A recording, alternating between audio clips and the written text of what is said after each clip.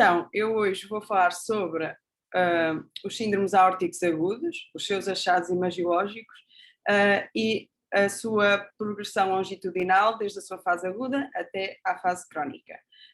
E baseei-me neste artigo da Radiographics, mas depois também acabei por pegar noutros, mas este foi o principal, pronto, que saiu este ano e que fala sobre todos os síndromes aórticos agudos, sendo que eu vou focar mais nos três principais, que são a disseção aguda da aorta, que é o mais comum, que faz mais de 85% dos síndromes aórticos agudos, do hematoma intramural e da úlcera aterosclerótica penetrante. Pronto. Depois também temos o limited intimal tear, a disseção aórtica traumática ou iatrogénica e o leaking ou ruptura do aneurisma da aorta. Todos estes síndromes aórticos agudos são condições emergentes, elas são clinicamente indistinguíveis, por norma têm todas um início abrupto, uma dor intensa no peito e ou para o dorso, com carácter lacerante ou migratório para o abdômen ou para a pelvis. Depois, com esta clínica, em termos de diagnóstico diferencial, temos principalmente o infarto agudo do miocárdio e a TEP. Se houver envolvimento da raiz da aorta ascendente, podemos já ter um doente com hipotensão, choque ou insuficiência cardíaca congestiva. Pronto. Aqui tem este esquema que foi tirado de outro artigo, mas para dizer que estes síndromes aórticos agudos são basicamente, estes autores consideram que são diferentes apresentações da mesma entidade. Alguns com uma patofisiologia um bocado distinta, nomeadamente a úlcera aterosclerótica penetrante, que já vamos ver mais à frente, mas principalmente a disseção aórtica e o hematoma intramural vão estar sempre bastante associados. Vai haver sobreposição de achados imagiológicos entre as diferentes entidades, pode haver e costuma haver transição de uns para os outros e também podem coexistir no mesmo doente dois síndromes diferentes. Pronto, e queria que tivéssemos isto em conta, que lá está, que são entidades dinâmicas e que mesmo de um exame para o outro podem apresentar-se de maneira diferente, mesmo no mesmo dia. Pronto, pois era isto que eu não queria também, que aparecesse o... Não. Se eu puser aqui... eu vou ignorar as minhas notas, que eu também não vou ver as notas. Como é que eu aumento? Mas depois eu não consigo aqui aumentar a... Depois nós vemos pior. Pois, agora ficamos... Não consigo aumentar a caixa. Já sei, vou aumentar a caixa aqui e depois é que meto em... Desculpem lá. Assim. E agora talvez... Maybe? Conseguem ver? Ótimo. Sim, tá. Só queria dizer...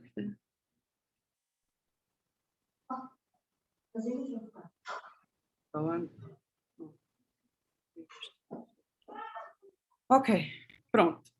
Começando pela patofisiologia, então, a aorta, como sabem, é uma artéria elástica composta por 3 camadas, que vemos representadas aqui nesta imagem. Eu também não consigo apontar o cursor. Pronto. Mas conseguem ver, do lumen para a parte externa, temos então a íntima, temos a média, que é composta depois pela membrana elástica interna, pelo músculo liso e depois pela membrana elástica externa, e depois temos então mais externamente a túnica adventícia. A aorta pode ser dividida em 5 segmentos: a raiz, a aorta ascendente, o arco, a aorta descendente e a aorta abdominal. E a posição geométrica que a aorta tem na cavidade torácica permite uma certa mobilidade às porções da raiz e da aorta ascendente e também do arco, que depois a aorta descendente e a abdominal não possuem. E a taxa de complicações que envolvem a aorta ascendente, nos diversos tipos de síndromes aórticos agudos, não só a disseção, são aceleradas por estas propriedades de mobilidade, com consequências prognósticas e terapêuticas.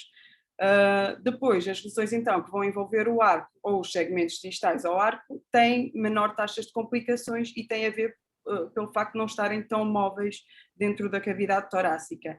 E depois nesta imagem podemos ver a transição da aorta móvel para imóvel a nível do remanescente fibroso do ductus arterioso que está representado pela seta branca. Não gostei nada de não poder apontar.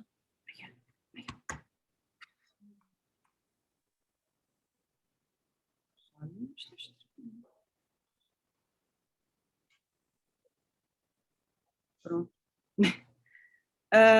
Pronto, depois, durante a progressão dos síndromes aórticos agudos, para além das complicações que podem surgir, vão surgir achados imagiológicos que são reações fisiológicas não específicas e também sem grande gravidade, nomeadamente derrame pleural e pericárdico ou outras coleções líquidas. A angiotac vai ser então um método imagiológico de eleição no diagnóstico, mas também no follow-up destas entidades. A maioria dos achados críticos que influenciam a nossa intervenção inicial na abordagem ao doente e também que vão ditar o prognóstico são obtidos no estudo de TAC, nomeadamente o envolvimento da aorta ascendente, que é muito importante, já vamos perceber porquê, que envolve a classificação do tipo de lesão, a localização e o tamanho da ruptura inicial da íntima, a ruptura da aorta, se existe má perfusão dos órgãos distais, o tamanho e a patência do lumen falso, a presença de trombose, a complexidade e a extensão da disseção, o calibre máximo que a aorta atinge e a progressão e complicações após intervenção. Em relação ao protocolo, ele pode ser bifásico ou trifásico, começando sempre por um pré-contraste, é muito importante, nomeadamente para a identificação de hematoma intramural, não só, todos os conteúdos hemorrágicos, para distinguir melhor quando estamos na fase arterial, porque eles vão ser espontaneamente hiperdensos. Também nos permite então diferenciar o hemopericárdico do derrame pericárdico, porque vamos ter muitas vezes nestes síndromes aórticos agudos estes derrames pericárdicos inespecíficos, mas o hemopericárdio já pressupõe uma complicação grave. E também nos ajuda a ver melhor as calcificações deslocadas da íntima no lumen da aorta, que também nos vai permitir distinguir o lumen verdadeiro e falso. Na fase arterial, aqui ela serve para avaliar então a morfologia da disseção ou da úlcera e também para avaliarmos a patência dos ramos da aorta. Aqui eles falam muito do gating cardíaco, que eu acho que nós não fazemos, que implica mais radiação, mas elimina os artefactos que vemos muitas vezes de pulsação na raiz da aorta ascendente que podem mimetizar o flap da íntima. Usamos? Não fazemos, mas podemos fazer. Temos ali lesões cardíacas, pode-se fazer gating cardíaco. Pois, porque tira estes artefactos que imitam o flap da íntima, pronto. E também nos ajuda na avaliação das coronárias. Desculpa, Marijão, força. Estamos aqui só a falar. Também permite a avaliação das coronárias que podem estar envolvidas pela disseção. E depois, através do gating retrospectivo, fazer uma avaliação da função da válvula da aorta. Pronto. Depois é importante que a injeção de contraste seja no braço direito para evitar o artefacto de contraste não diluído nos ramos do arco, como podemos ver aqui. Aqui foi dada no braço esquerdo e temos o artefacto, não é, do contraste não diluído e não nos permite ver a disseção nos ramos do arco. Depois, a fase venosa serve essencialmente para vermos o realce e a perfusão dos órgãos distais, que é muito importante. Depois podemos então fazer o trifásico e considerar uma fase tardia. Eles falam em doentes com TVAR prévio para a detecção do endolique lento, tipo 2, e para diferenciar o fluxo lento na pseudotrombose ou pseudodisseção. A aquisição deve ser feita desde a base do pescoço até abaixo dos troncateres menores. Para quê? Para termos toda a extensão da aorta, para apanharmos os ramos do arco e os segmentos proximais das artérias iliofemorais, para vermos se há afetação dos membros inferiores também. Passando agora então para a classificação dos síndromes aórticos agudos e não só da disseção. Estas duas classificações que existem são para estes síndromes todos. a que se usa mais, por ser mais simples, mas também por ter melhor correlação depois com as intervenções cirúrgicas, é a de Stanford, e ela então divide os síndromes aórticos agudos em tipo A e tipo B, sendo que os tipo A são os mais frequentes, entre 60% a 70%, e basicamente o tipo A quer dizer que envolve a aorta ascendente, depois podendo ou não envolver a aorta descendente. E porque é que é importante diferenciar sempre se é um síndrome aórtico agudo do tipo A, é porque é uma emergência cirúrgica, e a ideia na detecção destes síndromes é prevenir a sua extensão para a raiz, para o pericárdio ou para as coronárias, porque vai ter complicações life-threatening, com uma alta taxa de mortalidade, acima de 50% em 48 horas, lá está, se não houver um tratamento cirúrgico. Depois as tipo B, basicamente são aquelas que acontecem distalmente, tenho aí apontada a artéria subclávia esquerda, pronto. E normalmente quando não têm complicações, podem ser tratadas com tratamento conservador, tratamento médico, antihipertensivo, e não é necessário intervenção cirúrgica, nas não complicadas do tipo B. Depois, em relação à sua classificação temporal, desde o início da lesão da parede da aorta depois vai sofrer uma data de respostas patológicas e de remodeling, que são classificadas histopatologicamente como agudas até às 2 primeiras semanas, subagudas entre 2 semanas e 3 meses e crónica superior a 3 meses. Os achados de TAC demonstram estas alterações a nível anatómico e têm uma relação paralela com as manifestações clínicas. E depois também demonstram as possíveis complicações ao longo da progressão longitudinal destes síndromes.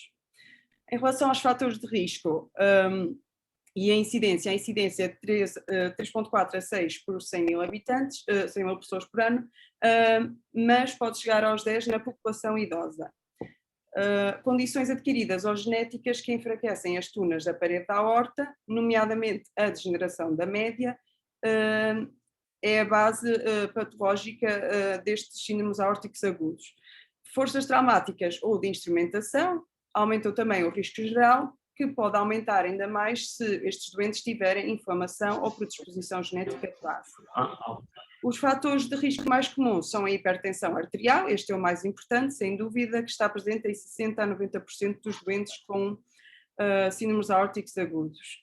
A aterosclerose é mais fator de risco para a úlcera aterosclerótica penetrante e não tanto para os outros, embora muitas vezes estes doentes tenham estes fatores de risco sobrepostos, porque são doentes mais velhos, pronto, com síndrome metabólico, mas há uma diferença porque a úlcera aterosclerótica penetrante é uma doença da íntima, enquanto que os outros síndromes são uma doença da média.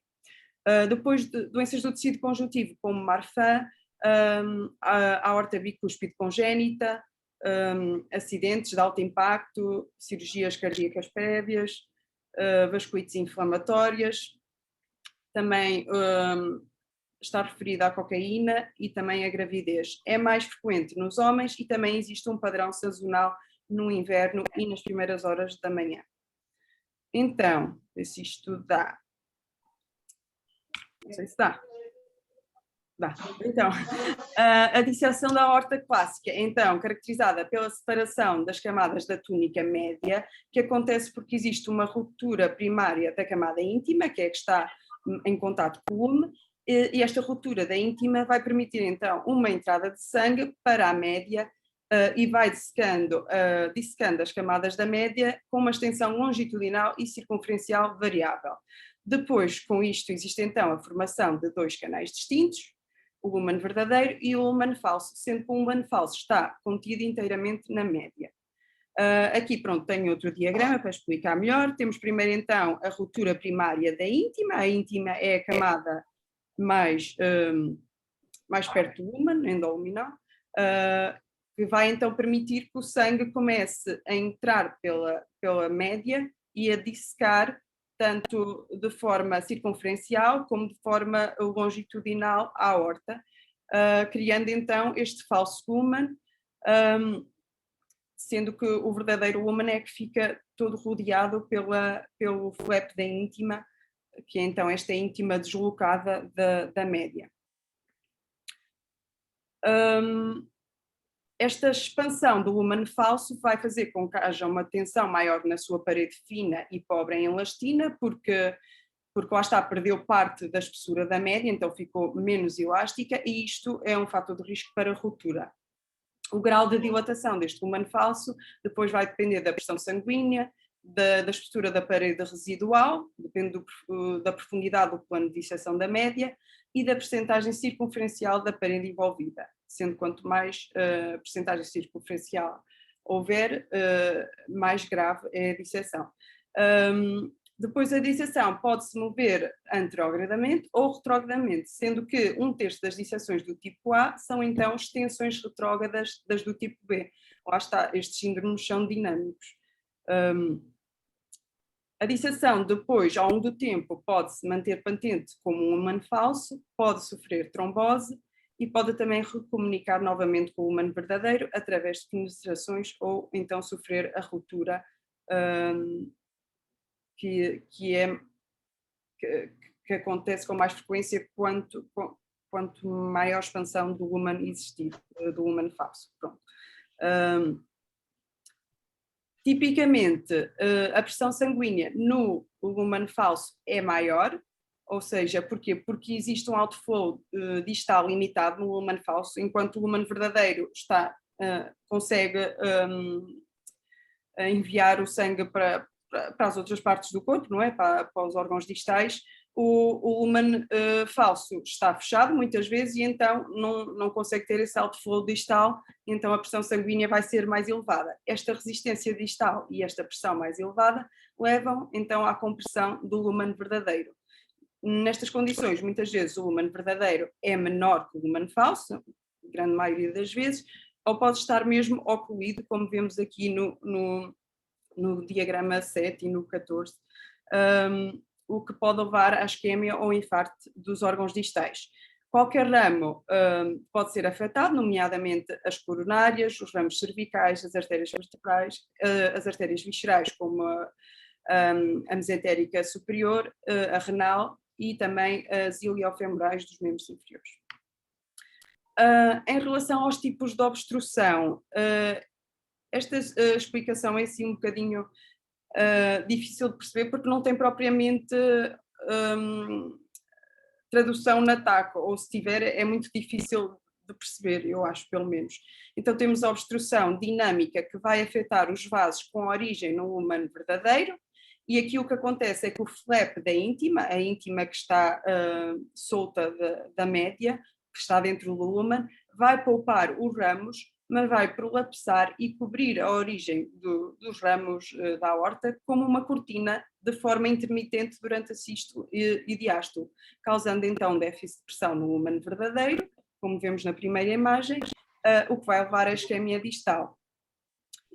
Ou seja,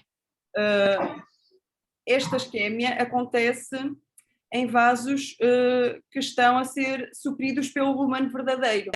E o que eu percebi então daqui é que nem sempre é correto dizer que está a acontecer isquémia dos órgãos porque estão a ser supridos pelo lumen falso.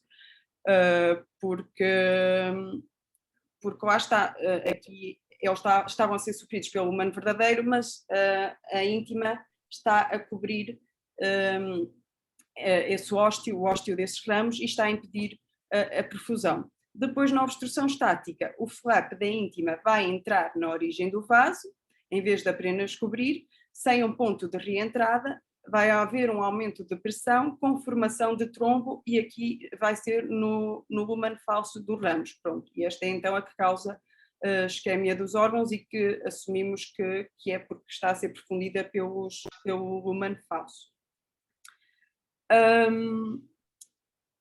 Passando agora para os achados imagiológicos propriamente ditos. Na disseção da aorta, o mais importante é identificarmos o tal flap da íntima, e ele está presente em cerca de 70% dos casos, e é então este defeito de perfusão linear endoluminal. Pode ter as calcificações da íntima deslocadas, porque as calcificações ateromatosas encontram-se na íntima, e pode existir um flap circunferencial, ou seja, toda a volta do diâmetro transversal da aorta, quando existe toda a disseção desta íntima, pronto. E depois o outro achado é então os dois lúmenes, pronto, porque existe a separação das camadas da média, e vamos ter então o lúmen verdadeiro e o lúmen falso. Como é que podemos distinguir estes dois lúmenes? Há vários sinais que nos podem ajudar, nomeadamente eu penso que este se calhar é o mais útil, que o lúmen verdadeiro está sempre então rodeado pelas calcificações da íntima, e isto é um achado útil na fase aguda, porque depois o lúmen falso pode trombosar e também formar calcificações murais. Na fase aguda penso que é bastante útil para nos ajudar a distinguir, porque as calcificações vão então rodear sempre o lúmen verdadeiro. Normalmente, como já tinha dito, é menor ou está mesmo ocluído ou comprimido pelas altas pressões do lúmen falso. Frequentemente é contíguo com a raiz da aorta e geralmente, isto também é importante, dá origem ao tronco celíaco, à artéria mesentérica superior e à artéria renal direita. O lúmen falso, pronto, frequentemente maior que o verdadeiro e tem conformação circular devido às elevadas pressões. Por norma tem uma menor densidade ou menor realce que o verdadeiro, mas nem sempre acontece. A localização típica é o aspecto anterolateral direito da aorta ascendente e posterolateral esquerdo da aorta descendente. Depois temos dois sinais. O big sign, que é o ângulo agudo das bordas do lúmen falso, é envolver o verdadeiro, como podemos ver ali na imagem, o bico do pássaro, não é? É assim, forma um ângulo agudo, o lúmen falso. E o cobweb sign, que é específico para o lúmen falso, só que é pouco sensível, não acontece muitas vezes, que são estes remanescentes coaginosos da média que aparecem no lúmen falso, então, e não devem ser confundidos com o flap da íntima, podemos ver o flap da íntima lateralmente, e é específico para o lúmen falso este sinal. O lúmen falso pode também apresentar trombose, que é visto como uma baixa densidade mural, mas isto acontece mais nas disseções crónicas que depois podem, lá estar, calcificar. Geralmente, o lúmen falso dá origem à artéria renal esquerda. Quando existe aquela disseção circunferencial de toda a íntima, o lúmen verdadeiro é sempre circundado então pelo lúmen falso. Pronto, é sempre o lúmen verdadeiro no centro e o lúmen falso a circundar o lúmen verdadeiro. Agora passando para outro signo aórtico agudo, que é o hematoma intramural. Então, ele é classificado como uma lesão hiperdensa em forma decrescente, isto é importante, ou por vezes circunferencial, mas é mais crescente, em forma decrescente, excêntrico, da parede da aorta no exame sem contraste. Lá está, por isso é que é importante fazermos o exame pré-contraste, e isto traduz como um hematoma na túnica média. Por norma, não há um aparente flap ou ruptura da íntima, no entanto, os novos equipamentos de TAC começam a detectar cada vez mais as pequenas comunicações entre os lúmenes. E inicialmente era considerada uma condição distinta, que pensava-se que tinha origem na hemorragia dos vasos vasorum da aorta.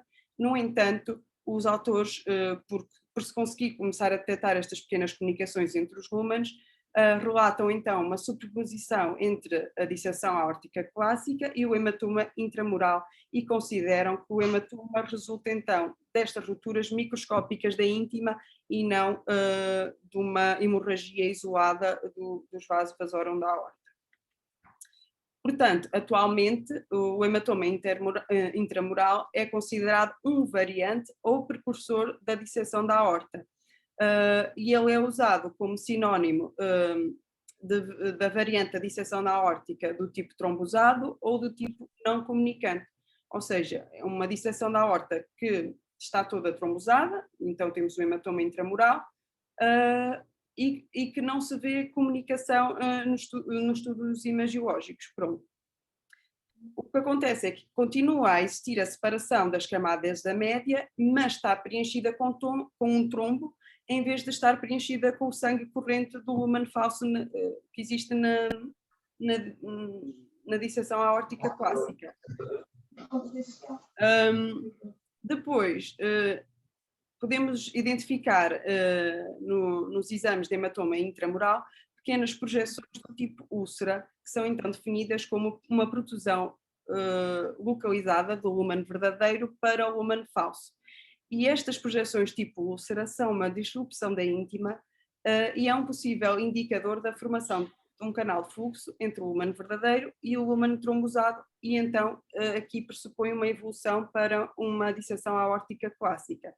Ou seja, por exemplo, nesta imagem estamos a ver no primeiro exame sem contraste, vemos então a lesão excêntrica em forma decrescente espontaneamente hiperdensa, ou seja, foi diagnosticado como hematoma intramural, mas depois, se virmos com atenção no corte sagital, vemos então esta projeção tipo úlcera, que depois foi identificada na cirurgia como uma ruptura primária da íntima trombosada nesse foco. Ou seja, imagologicamente era um hematoma intramural, mas cirurgicamente já era uma disseção aórtica clássica. Pronto. E então o que os autores dizem é, quando existe uma extensão superior a um segmento da aorta, uma extensão do hematoma que abrange mais do que um segmento da aorta, por exemplo, a raiz, a ascendente, pode representar o lúmen falso de uma disseção clássica e não só um hematoma intramural. Esta ruptura primária da íntima pode não ser visível no estudo de TAC, lá está, mas é quase sempre identificada na cirurgia ou autópsia em quase todos os casos. Para além disso, muitos dos hematomas intramurais podem evoluir para a disseção aórtica clássica, outros podem resolver sem evoluir, e outras lesões aórticas agudas podem cursar com conteúdo hemorrágico parietal em graus variados, nomeadamente a úlcera penetrante aterosclerótica também cursa muitas vezes com hemorragia intramural, e lá está, estes achados podem variar com o tempo durante a evolução destes processos aórticos agúdicos, que são muito dinâmicos.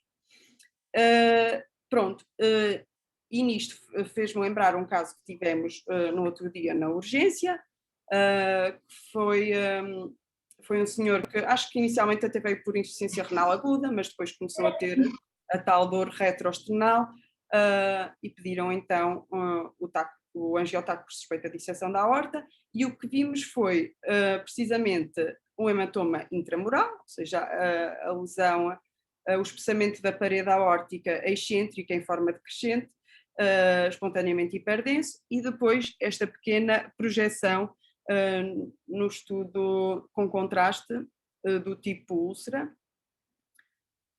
Só que este espessamento do hematoma intramural era bastante concêntrico e também nos fez pensar na altura numa aortite, que nos confundiu um pouco o diagnóstico. Os achados foram... O quê? Parece mais crescente, agora depois de fazer a apresentação... Agora, retrospectivamente sim. Pronto, eu até me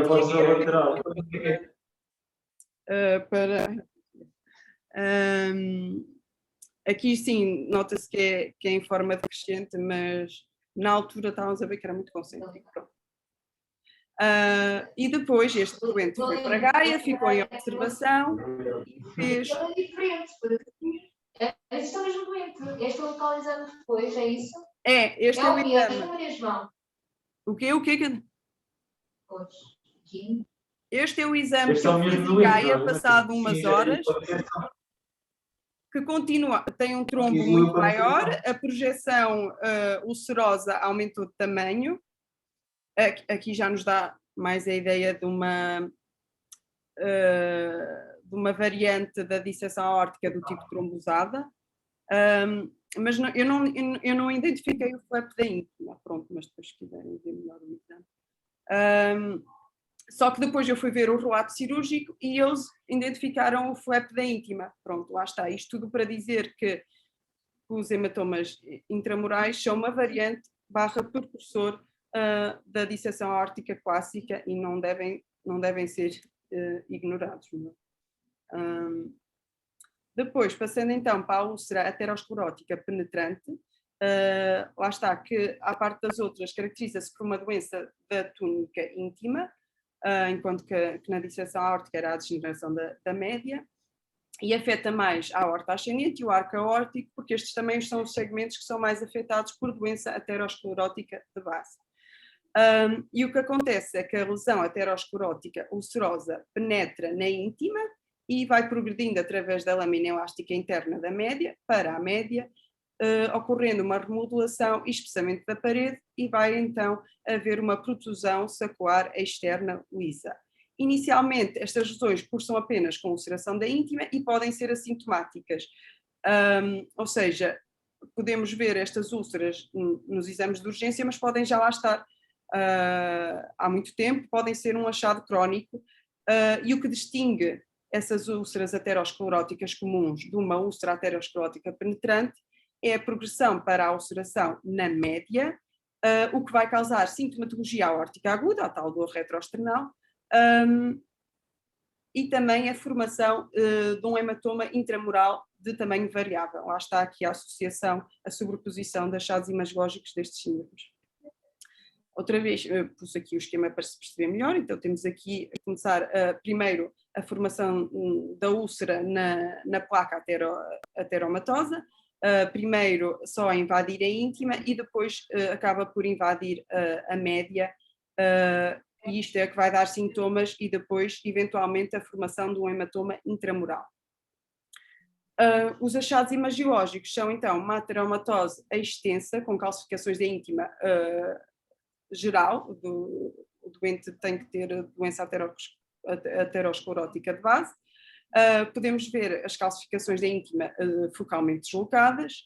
Vemos então o achado característico, que é a protusão externa da parede aórtica, que está preenchida com contraste e que faz este aspecto sacular, que alguns autores referem como se fosse um cogumelo. E lá está, podem existir vários focos e podem ser crónicos, muitos deles. Pronto. Depois, os autores dizem que o hematoma intramural, associado à úlcera aterosclerótica penetrante, costuma ser limitado, focal, não como no nosso caso, que era muito extenso, costuma estar mais localizado. Aqui podemos ver a distinção entre uma placa ateromatosa que está limitada à íntima, tem uma extensão endoluminal variável, mas não tem a expansão focal da parede, enquanto que a úlcera penetrante vai então penetrar a média e vai ter esta protusão sacular da parede da aorta. Na terceira imagem podemos ver, pronto, que temos a doença ateromatosa calcificada associada, e temos a formação de um hematoma adjacente à úlcera. Ou seja, isto já seria uma úlcera penetrante, uma emergência, um síndrome aórtico agudo. Depois, as complicações da úlcera aterosclerótica penetrante, mais uma vez, é a progressão para a disseção, ou seja, dinâmicos, estes síndromes, sempre a evoluir uns para os outros. Pode haver ruptura da parede aórtica, que é muito mais comum do que nas dissecções aórticas. Acontece em 40% nas úlceras ateroscleróticas penetrantes e só em 4 a 7% das dissecções aórticas, e também a formação de pseudoaneurisma. Depois aqui nesta imagem tenho a ruptura de uma úlcera aterosclerótica penetrante com formação de hematoma periaórtico.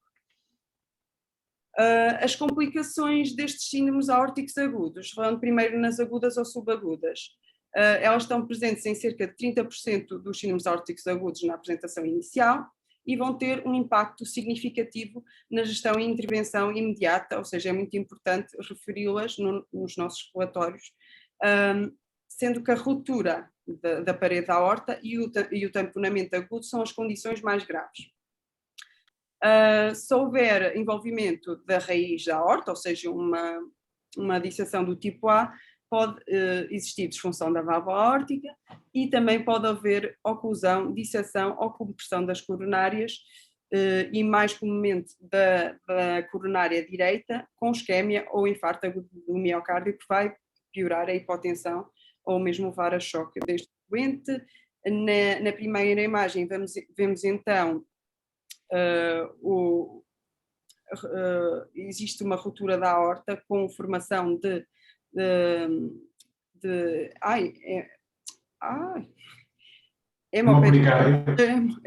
derrame pericárdico hemático, hemopericárdico, sim. Que está a causar compressão das cavidades direitas, pronto, e está a fazer um tamponamento agudo, que é uma complicação grave. Depois, achei piada que não conhecia esta complicação, porque a raiz da aorta e os segmentos ascendentes das artérias pulmonares partilham origem embriológica, ou seja, um pequeno segmento comum da túnica adventícia da aorta é compartilhado com a adventícia das artérias pulmonares. E nas disseções aórticas do tipo A, pode haver uma extensão do hematoma da adventícia da raiz da aorta para as artérias pulmonares principais, com um grau variado de compressão das artérias pulmonares e hemorragia do parênquima pulmonar associada com distribuição peribroncovascular. E isto vai causar dispneia nos doentes e pode nos afastar um bocado da suspeita de diagnóstico do síndrome aórtico agudo para um TEP. Depois na imagem, lá está, temos um hematoma que parte da adventícia dos segmentos ascendentes ou da raiz da aorta, parte para a adventícia das artérias pulmonares principais e depois a hemorragia do parênquima pulmonar. Depois, quando a aorta ascendente sofre ruptura para o mediastino, esta ruptura pode ficar contida pelas estruturas adjacentes e forma um hematoma periaórtico ou do mediastino, mas também pode haver hemorragia extensa e quando isto acontece, quando o hematoma não é contido, o doente morre antes de qualquer intervenção seja possível. Nesta imagem tem então a ruptura da aorta com hematoma periaórtico no mediastino e também hemotórax. Mais uma vez é importante distinguir estas coleções hemáticas dos derrames pleurais e pericárdicos simples que são muito comuns nestes síndromes aórticos agudos.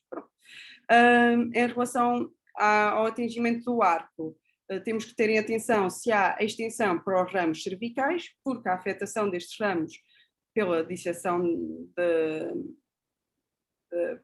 destes ramos pode levar a AVC isquémico, oclusivo ou embólico, ou isquémia dos membros superiores. Pronto. Depois, já nos segmentos descendentes e da aorta abdominal, pode haver marcada compressão ou obliteração do lúmen verdadeiro. E este aumento dimensional contínuo do lúmen falso pode levar a um aumento da progressão da disseção e, eventualmente, à sua ruptura para os espaços peritoneais. Aqui, o que acontece mais nas complicações da aorta descendente e aorta abdominal é, então, a oclusão, quer seja estática ou dinâmica dos ramos laterais, com isquémia e infarto dos órgãos distais, sendo que o rim esquerdo é o mais afetado, mas também pode haver isquémia intestinal pela afetação da artéria mesentérica superior ou o envolvimento do baço através do atingimento do tronco celíaco da artéria celíaca. A disseção frequentemente também se estende para os vasos iliofemorais, mais a artéria femoral direita, com consequente isquémia dos membros inferiores direito. E aqui queria mostrar que existe... queria mostrar se conseguisse, vou tentar... eles falam nestes exemplos, lá está, da oclusão dinâmica, aqui, lá está, o rim esquerdo está a ser perfundido pelo rim verdadeiro, aparentemente, mas está a ocorrer aquela oclusão dinâmica em que o flap da íntima faz aquela capinha no óstium da artéria renal e cria esta oclusão dinâmica que é intermitente entre a sístole e a diástole e que vai então hipoperfundir, e que acho que é medo do rim direito, mesmo ele não estando a ser perfundido pelo lumen falso, foi o que eu percebi. Depois temos a estática, neste caso criou-se ali trombose pela extensão do flap da íntima para a artéria renal esquerda, com trombose do rim esquerdo. Também temos um exemplo de extensão para a celíaca e para a artéria mesentérica superior, e depois também a obstrução da artéria ilíaca comum direita e dos seus ramos, dos femorais. Já posso voltar a abrir. Os derrames, lá está, eu tinha dito que eram bastante comuns nos sinos aórticos agudos, o seu volume vai ser muito variável e vão acontecer no espaço pleural, no mediastino e no pericárdio. O derrame pleural acontece muito frequentemente na fase aguda, aumentam durante a fase aguda e subaguda e depois vão diminuir ou resolver na fase crónica. Aqui importa dizer que quando há uma redisseção, estes derrames voltam a surgir e então pode ser um sinal importante no follow-up destes doentes, quando surge novamente esse derrame pleural ou pericárdico. Os mecanismos são pouco compreendidos, a existência destes derrames e as explicações é, nomeadamente, uma resposta à lesão tecidual aguda, não é? O processo inflamatório, a perda da integridade da íntima, como podemos ver neste diagrama, a parede da aorta perde ali a íntima que fazia como um filtro, não é? Poroso, e então há perda de líquido pelas paredes da aorta, ou então por extensão da lesão. Pronto, depois aqui temos só a imagem da evolução de um doente com disseção da aorta. No primeiro dia temos um pequeno derrame pleural bilateral, depois vai aumentando no dia 4. No dia 46 já não temos nenhum derrame, mas depois ele volta a ter uma nova disseção e aparece de novo o derrame pleural. Em relação às complicações crónicas ou a longo prazo, tanto as lesões do tipo A, que são reparadas cirurgicamente ou endovascularmente, como as tipo B crónicas, sofrem alterações significativas contínuas que vão afetar a morbilidade e mortalidade na fase crónica. O follow-up imagiológico é então essencial na monitorização destas complicações a longo prazo e também na avaliação das alterações pós-terapêuticas, nomeadamente os endolíquicos após TEVAR e as alterações estruturais dos stents. Existe perfusão persistente do lumen falso, ou seja, a patência da disseção da aorta, em 75% dos casos da reparação das disseções aórticas tipo A, com aumento do lumen falso e da aorta, e depois isto vai levar a uma necessidade de TEVAR ou de cirurgia em metade destes casos, ou seja, em muitos casos, ou seja, existe, apesar de terem conseguido remediar a solução na fase aguda e salvar a vida ao doente, existe uma progressão crónica muito importante, que basicamente consiste no aumento do lumen falso, que vai ter implicações importantes, e o problema é o mesmo para as disseções do tipo B, que é a perfusão persistente e o aumento contínuo do falso lumen, que vai levar a aneurismas e tromboses do falso lumen, com o seu aumento progressivo, que pode levar à sua ruptura.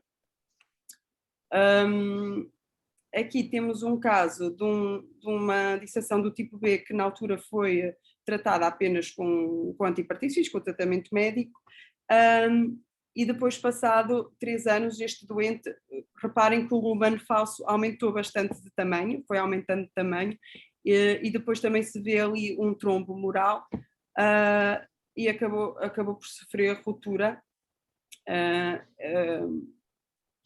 Acabou por sofrer ruptura e foi então necessário a intervenção endovascular. Depois, passado algum tempo, após a colocação do TEVAR, vê-se a diminuição significativa novamente do lumen do falso da disseção. Pronto, e depois o que este artigo então nos traz de diferente é a mnemónica dissection, que é basicamente uma forma sistematizada de avaliarmos estes síndromes aórticos agudos e também de nos ajudar a fazer o relatório, a não nos esquecermos de achados importantes que são importantes para os cirurgiões, para as intervenções destes doentes. E então a primeira dissection, o D, não é? É a mais óbvia, que é ver se existe disseção ou outro tipo dos síndromes aórticos agudos, sendo que a disseção é mais comum e que lá está a identificação do flap da íntima irá confirmar o diagnóstico. Depois este flap, há uma tendência a dizer que quanto mais fino e imóvel ele favorece um processo agudo e quanto mais espesso e imóvel vai favorecer um processo subagudo e crónico. Eu não sei se isto tem propriamente uma aplicação nos estudos do dia-a-dia, se é assim tão fácil de perceber se está fina ou se está espessa, e imóvel acho que tem a ver também com a cistoide e com a diástole. Mas pronto, normalmente a correlação clínica é mais importante porque a maioria dos doentes sabe quando começou a dor e sabe se esse flap da íntima é agudo, não é? Novamente aqui importa dizer que a úlcera aterosclerótica penetrante pode ser um achado incidental e crónico, mas a dor de novo ou a progressão para hematoma implica um processo agudo e que deve ser tratado como qualquer outro síndrome aórtico agudo. Pronto. Nunca esquecer de referir se existe envolvimento da aorta ascendente ou não. Depois, o I de intimal tear, da ruptura da íntima, temos que identificar a localização e o tamanho da ruptura inicial da íntima, porque vai ter importância nas intervenções cirúrgicas e endovasculares. Normalmente esta ruptura da íntima acontece mais na aorta ascendente proximal, a cerca de 1 a 2 centímetros da junção sinotubular, e depois o segundo lugar é imediatamente distal à artéria subclávia esquerda, no caso das de tipo B. Os autores dizem que o tamanho da ruptura inicial da íntima superior a 10 milímetros traz um pior prognóstico. Eu não sabia que se fazia medir o espacinho do flap da íntima, porque acho que também se torna um bocadinho difícil na prática, mas pelos vistos se for maior que 10 tem repercussões prognósticas. Depois aqui eles também dizem que existe um risco de extensão retrógrada se a disseção da íntima estiver localizada na curvatura menor, ou seja, depois existe conversão das tipo B para as tipo A. O tamanho da aorta e do falso lumen é muito importante, portanto vamos medir o maior calibre da aorta e do falso lumen. Os autores dizem que as medidas ortogonais são preferidas, mas se apenas conseguimos medir no axial, devemos escolher o eixo curto da aorta e então medir esse maior calibre a nível do eixo curto da aorta. Quanto maior for o calibre tanto da aorta como do falso lumen, maior vai ser a probabilidade de eventos adversos. Já tinha dito que quanto maior a expansão, maior o risco de ruptura e de trombose do lumen. E eles dizem que um falso lumen superior a 22 milímetros irá ter um pior prognóstico. No entanto, este valor prognóstico está mais bem estabelecido para as lesões do tipo B. No entanto, também é útil nas do tipo A, porque, como já tínhamos visto, 75% das lesões paradas continuam a ter um falso lumen profundido e há um aumento dimensional progressivo da aorta e do falso lumen em cerca de metade dos doentes nos estadios subagudo ou crónico, ou seja, é sempre importante termos a base no exame inicial, sabermos quanto é que media o lumen da aorta para perceber se está a ocorrer esta evolução do calibre do lumen falso. Depois devemos sempre dizer quais são os segmentos da aorta que estão envolvidos. As lesões do tipo A, embora possam não existir no momento os achados sugestivos das complicações destes síndromes do tipo A, existe um risco de 1 a 2% de mortalidade por hora na fase aguda até ao reparo cirúrgico, ou seja, podemos ter uma disseção do tipo A sem qualquer tipo de complicação, no entanto elas vão surgir e continuar a ser uma emergência médica, mesmo sem uma emergência cirúrgica, mesmo sem a evidência dessas complicações no primeiro exame imagiológico. Depois a extensão e a terminação, pronto, onde termina o flap da íntima, marca a extensão e a magnitude desta lesão, e sabemos então que o término da disseção nas artérias iliofemorais pode causar oclusão ou estenose severa, e aqui vai impossibilitar alguns acessos vasculares para as intervenções e também, como já tinha dito, levar à isquemia dos membros inferiores. Muito importante, já vamos no C, é falar sobre as complicações que ditam a urgência e o tipo de intervenção e tratamento. A sua presença implica a classificação destes síndromes como complicados e, consequentemente, uma triagem para cirurgia e TEVAR. Os mais graves eu pus aqui a vermelho, que são a ruptura da aorta, o hemopericárdio, o tamponamento e o infarto dos órgãos viscerais.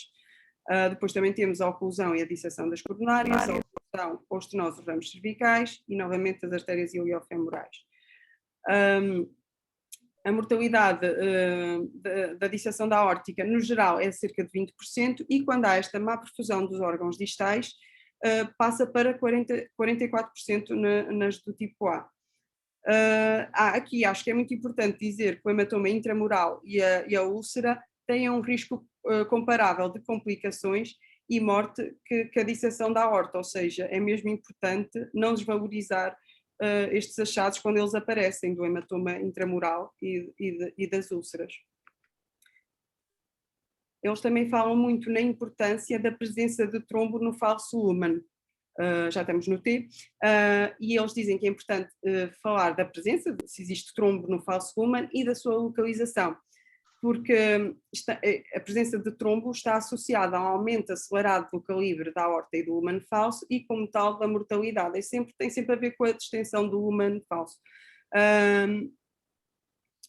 E depois, a presença deste trombo no lumen falso tem importância independentemente do estadio, se é agudo, subagudo ou crónico, ou seja, é sempre importante referir.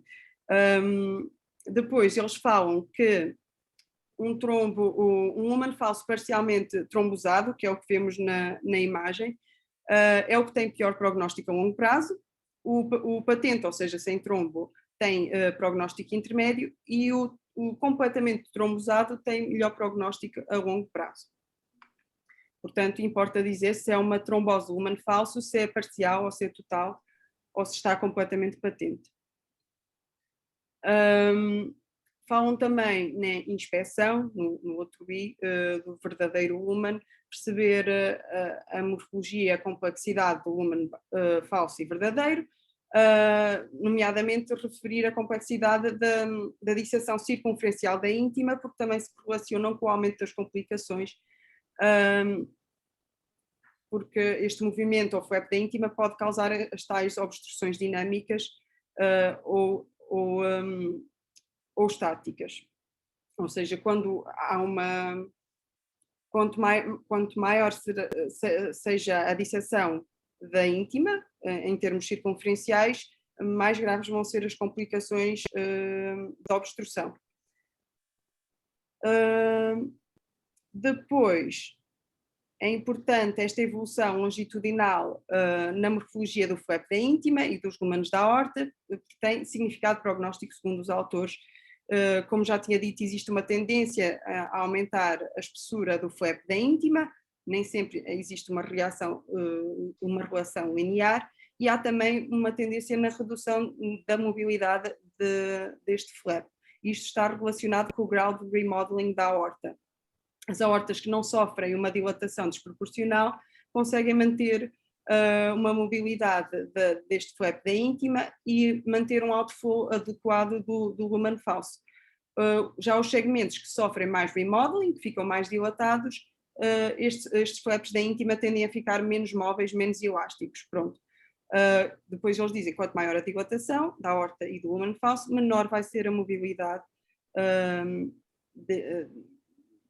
do flap da íntima. Pronto, e depois falam, claro, considerar outros fatores, como a idade, claro, a presença de trauma, se o doente tem outras doenças de base, olhar para os outros achados de ataque, como por exemplo o pecto escavato, no caso do síndrome de Marfan, que nos podem ajudar no diagnóstico, e dizer sempre para notificarmos o médico que nos pediu o exame de algum achado inesperado ou de uma progressão significativa ou de alguma alteração no estudo, como foi o caso daquele que aconteceu na nossa urgência, que teve uma progressão significativa num curto espaço de tempo. Pronto, para concluir, que eu já falei muito, é dizer que este grupo de doenças compreende os síndromes aórticos agudos, partilham então a afetação da parede da aórtica e as manifestações clínicas que são as mesmas, basicamente. Então depois vamos ter uma sobreposição de achados imagiológicos e a transição de uns síndromes para outros que também podem coexistir no mesmo doente. Ataca então a modalidade imagiológica para o diagnóstico agudo, para o planejamento de intervenções, mas também para a monitorização da doença tratada a longo prazo, para vermos então o remodeling da aorta e as possíveis complicações que se podem desenvolver ao longo do tempo. Pronto. Nunca esquecer que o envolvimento da aorta ascendente tem significativas implicações prognósticas e que os achados mais críticos que afetam a gestão inicial do doente estão na TAC e que podem ser sistematizados por esta mnemónica que o artigo nos oferece, a dissection, em qualquer estadio. Pronto. E é isso. Obrigada pela atenção. Não me estão a ouvir? Eu gostei muito. Se calhar eu posso começando a fazer aqui algumas considerações. Não sei se Diana, se Vila Real me deixa. Sim, força, João. Primeiro, conciso. Primeiro de tudo, parabéns à Maria João, uma excelente apresentação, gigante. Era um jornal claro, mas em vez de ser só de um artigo, são para 3 ou 4 aqui ao mesmo tempo. Mas muito bom. Acho que o que temos a levar aqui, que acho que é importante, é o dissection, não é? Esta parte final da mnemónica ajuda-nos, quando estivermos a relatar um caso destes, que felizmente não são assim muito frequentes, sabemos que existe um artigo que fala disto e podemos ir pesquisar este artigo e utilizar esta forma ordenada e adequada de relatar as coisas mais importantes. Por isso o Gil tem tipo muitas. O Gil tem quase uma disseção em todas. É verdade. Maria João, queria só perguntar uma coisa. A disseção tipo B agora já não é tratada por hipertensão. Disseste um terço. Não, as complicadas também passam. As disseções do tipo B. Diz que um terço das disseções tipo B evolui para tipo A, certo? Espera aí que eu não estou a ouvir muito bem. Diz. Disseste que um terço das disseções tipo B evolui para tipo A, certo? Sim. E então, e continuam a tratar só medicamente? Não, quando evolui... Fazem algum controle mais tratado? O que é que o artigo aconselha? Porque nós não sabemos se vai evoluir ou não. É só isso. Sim, é verdade. Eu penso, pronto, quando evolui para tipo A, eles vão intervir, não é? Só que acho que é só quando... A minha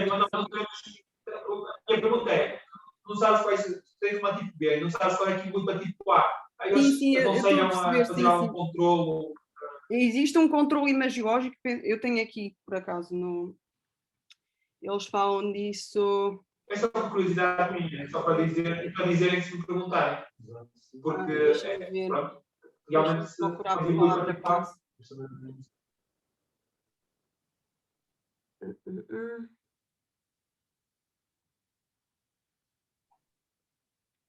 Pronto, se quiser, depois diz para a semana, não há problema. Eu sei que está aqui no artigo, o follow-up. Eu acho que é após um mês e depois 6 meses e depois começa a ser um ano. Eu lembro-me de ler isso, mas eu depois confirmo. Só que eu acho que também vai ser muito pela sintomatologia do doente. Pronto, se não tem a sorte de apanhar, notar que vai ser pela sintomatologia, depois convertem para cirurgia se envolver. Eu não tinha essa ideia, não sabia isso, que a disseção com terço evoluía para tipo A. Pronto, é uma coisa importante. E depois isso fica disponível, Maria João? Só por causa disso, da section realmente é uma coisa importante, eu acho que sim, que é para nós Sim. rapidamente vermos a. Ok, boa. Sim, Boa. sim. Muito bem, parabéns. Obrigada. Muito esquerdo e muito bem. É isso, estas horas para ter que Foi assim, o ideal é chegar a meia hora, senão. Meia hora. Mas o Mas artigo. muito bem. Está muito completo. Eu sei. Estava bom. Estava bom, mas mesmo para os congressos é habituar-nos por meia hora, neste caso, para ver tempo. Depois cortam do coisa. Sim. Está bem, mas muito bem. Olha, Próximo é o Zé, não é? Próximo é o Zé, não é? Gostei muito também. Obrigada. Para vocês estão disponibilizados. Onde é que estão a disponibilizar isto, Maria João? Vocês têm um mail, não é? Nós temos. Temos. Na página Notion do Journal Club. Mandem para o grupo, exato. Mandem para o grupo. Muito bem, parabéns. Obrigada. Vocês não nos veem, mas pronto, tudo bem. Tchau. Tchau. Tchau. Até breve. Está bem? Tchau. Tchau.